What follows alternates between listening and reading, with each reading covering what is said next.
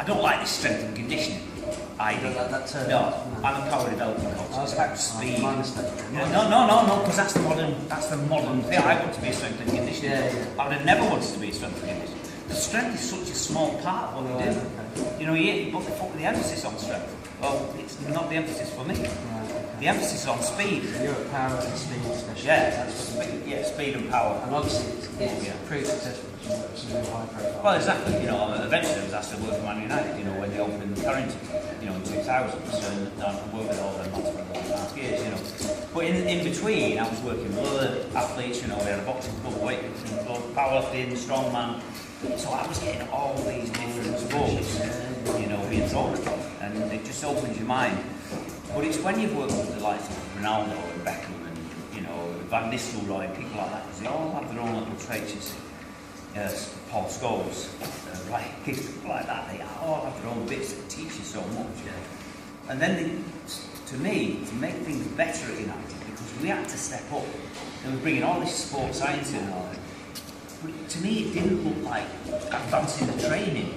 Yeah, he was taking the blood samples and the spit test and the piss test and all the rest of it. But it didn't look like the training was getting any better.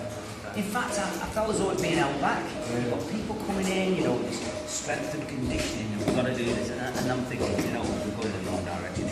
So I went off in my own direction, which of course upsets people, you know what I mean? Because especially if you've got heads of department. You know, that exactly.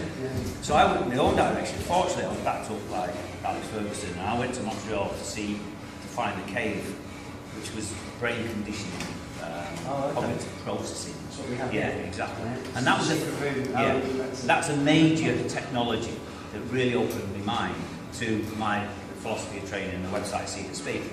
Because the seed of speed is in the brain, not in the brawn. But how do you get in there? How do you look at it? How do you train it? All these things were very important, you see. So that particular piece of equipment has given me insights and new ideas of how to train. So from that, then we've got these other bits. All trained. And this is ever evolving all the time. Yeah, exactly. So we're looking all the time for new technologies. I've got a guy called Lee Sidebottom who's a research guy. He's unbelievable. He actually works for Cognizance now.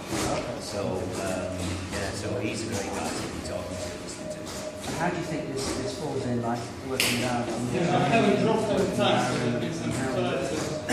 Well, I mean, Aaron, to me, the most important thing is to have a creative personality.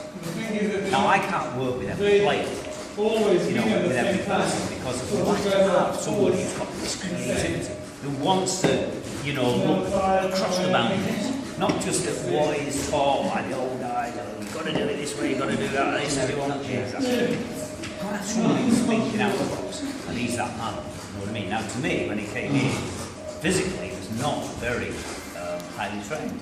So it gives me loads of possibilities. But it's openness to new ideas, he's like a right gigs. You know what I mean? Oh, try this, try that, try this, you know. Never once has he said, no, I won't try it. Not necessarily like everything I do, but, you know, he'll at least give it a go, and then he will give me the information back to, well, let's pursue this one, let's leave that one. And so I think that I will learn from Aaron all the time, because he's always thinking. You know, when you watch him fight as a Taekwondo player, I don't know that much about Taekwondo, but he's an athlete, you can see that he is different to the others. He's definitely different. And then, of course, he introduced me to Patrice. Again, a very, very open-minded guy. It was easy to talk to and listen to, and you learn from, you know what I mean? And suddenly, you're out there again. You're looking for new ideas. I've got to challenge this guy. Because the biggest thing for him is to challenge him. It doesn't have to be in the ring to make him a better athlete or even Taekwondo player. It doesn't have to be fighting. It has to be challenging him in different ways. So I have to bring all these bloody athletes into fighting in different ways. And of course, very often is the man at the top at the end of the day. So I'm hoping that we stick together for a long time. I think I will learn and he will learn. And we'll go on to produce all sorts in different sports, as well as Taekwondo. Brilliant. Well, thanks very much. Is that alright? I'm going to have to get on now. Go train. So.